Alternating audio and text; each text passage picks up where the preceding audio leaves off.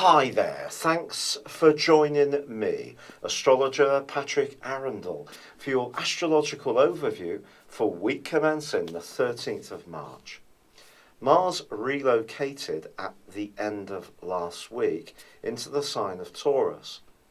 Now, whether you like growing your own vegetables or being in touch with nature or a slice of retail therapy and some luxury items, well, Mars moving through this sector over the next 6 weeks is sure to whet our appetite.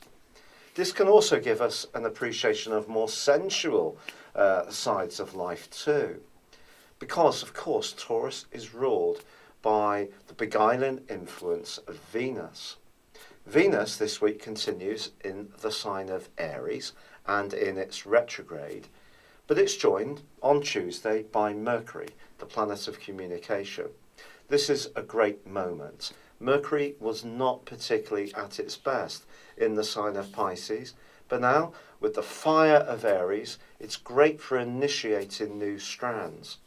Mercury and Venus are going to be coming together towards the end of this week, which could see us make something happen around our social situations or even romantically where we take the initiative, be a bit more risk-taking in our approach.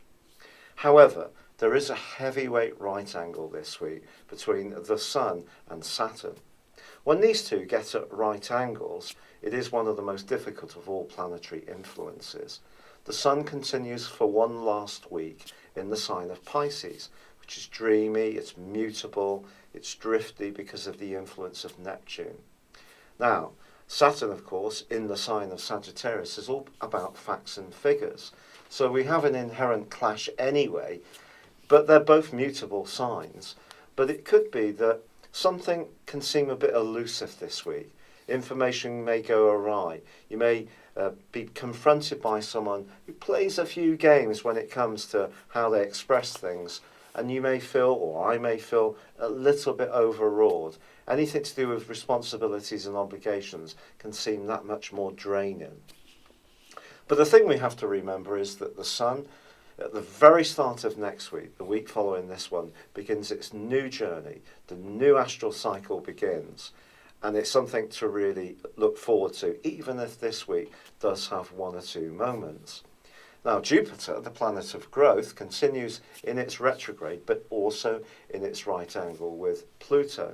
This just suggests that we don't try too hard, and there may be someone we encounter that, however charming or pleasant we try to be, it seems that they're not really going to be that availing to us.